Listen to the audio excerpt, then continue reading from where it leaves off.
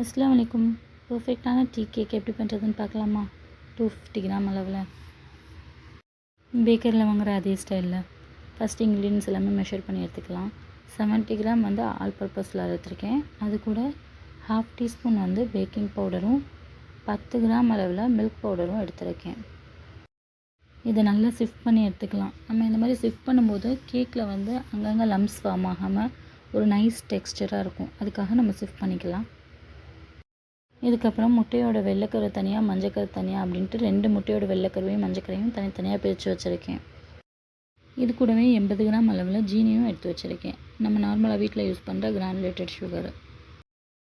Egg white கூட 1/2 teaspoon pineapple essence add பண்ணி நல்லா நுர வர அளவு வந்து பீட் பண்ணி எடுத்துக்கலாம். நம்பர் 1 ஸ்பீட்லேயே வச்சு பீட் பண்ணி எடுத்துக்கலாம். டீ கேக்கோட மெயினான அரோமா வந்து pineapple essence. So pineapple essence மஸ்ட்டாக வந்து டீ கேக்கில் ஆட் பண்ணிக்கோங்க. நல்ல ஃபோமி கன்சிஸ்டன்சி வந்ததுக்கப்புறமா சுகரை 3 பேட்சாக ஆட் பண்ணி நல்லா ஸ்டிஃப் பீக்காக பீட் பண்ணி எடுத்துக்கலாம். இந்த டைப் எப்படின்னு பார்த்தீங்கன்னா, நார்மலாக நம்ம ஷிஃபான் கேக் பண்ணுவோம் இல்லையா, பர்த்டே கேக்கு, சேம் அதே மாதிரி டைப்பில் தான் இப்போ நம்ம பண்ண போகிறோம் டீ கேக்கை. நல்லா ஸ்டிஃப் பீக்காக பீட் பண்ணதுக்கப்புறம் முட்டையோட எல்லோ வந்து 1/1 ஆட் பண்ணி அதையும் மிக்ஸ் பண்ணி எடுத்துக்கலாம். எல்லோ ஆட் பண்ணதுக்கப்புறமா ஓவர் மிக்ஸ் பண்ண வேண்டாம். ஏன்னா ஒயிட்டோட கன்சிஸ்டன்சி வந்து உடஞ்சிரும். அதனால் லைட்டாக அது மிக்சர் அளவு பீட் பண்ணாலே போதுமானது. டீ கேக்கோட மெயினான விஷயமே வந்துட்டு எக்கோட ஒயிட்டை வந்து பீட் பண்ணுறதுல தான் இருக்குது. ஸோ எக்கோட ஒயிட்டை நம்ம எவ்வளோக்கு எவ்வளோ ஸ்டிஃப் பீக்காக எடுக்கிறோமோ அவ்வளோக்கு எவ்வளோ டீ கேக்கோட அவுட்புட்டும் பர்ஃபெக்டாக இருக்கும். இப்போ இந்த மிக்ஸ் பண்ணி வச்சுருக்கோம் இல்லையா, அது கூட வந்து கேக்கோட மாய்ஸ்சருக்காக 2 டேபிள் ஸ்பூன் வந்து ஆயில் வந்து ஆட் பண்ணிக்கிடலாம். ஒரு முட்டைக்கு 1 டேபிள் ஸ்பூன் வச்சு டோட்டல் வந்து 2 டேபிள் ஸ்பூன் ஆயில் ஆட் பண்ணி அதையும் ஜென்டிலாக வந்து மிக்ஸ் பண்ணால் போதும், ஓவர் பீட் பண்ண வேண்டாம். இந்த ஸ்டெப்க்கு அப்புறமா 1 டேபிள் ஸ்பூன் மில்க்கு, ஒரு 1/2 ஃப்ளார் சிஃப்ட் பண்ணி வச்சுருக்கோம் இல்லையா, அந்த ஃப்ளார் யூஸ் பண்ணி கட் அண்ட் ஃபோல்ட் மெத்தடில் நம்ம மிக்ஸ் பண்ணி எடுத்துக்கலாம். இதுக்கப்புறம் வந்து பீட்டர் வந்து தேவை கிடையாது. நம்ம கட் அண்ட் ஃபோல்ட் மெத்தட்லேயே ஸ்பேட்சில் வச்சு மிக்ஸ் பண்ணி எடுத்துக்கலாம். ஒரு பேட்ச் ஆட் பண்ணதுக்கப்புறமா அகெயின் 1 டேபிள் ஸ்பூன் மில்க்கு, பின்ன பேலன்ஸ் உள்ள ஃப்ளார் ஆட் பண்ணி அதையும் கட் அண்ட் ஃபோல்ட் மெத்தடில் நல்லா மிக்ஸ் பண்ணி எடுத்துக்கலாம்.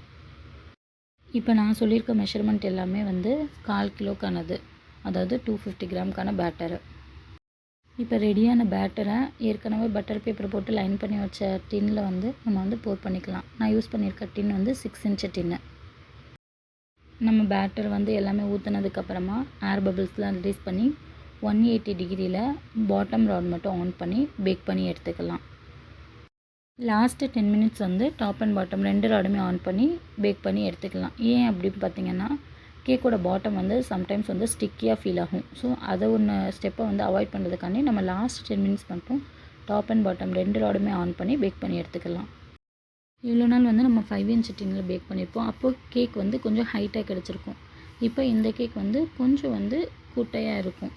ஏன்னா நம்ம 6 இன்ச்சில் பேக் பண்ணியிருக்கோம் இல்லையா, அதனால் பார்த்திங்கனாலே தெரியும் மேலே டாப்பில் லேயரோட எவ்வளோ பர்ஃபெக்டாக வந்திருக்குன்ட்டு. இதை நம்ம பீஸ் போட்டு எடுத்துடலாம். இந்த வீடியோ உங்களுக்கு யூஸ்ஃபுல்லாக இருக்கும்னு நினைக்கிறேன். இப்போ நம்ம ப்ரிப்பேர் பண்ணியிருக்க 250 கிராம் டீ கேக்கோட ரெசிபியை வந்து டிஸ்கிரிப்ஷனில் கொடுக்குறேன், செக் பண்ணிக்கோங்க.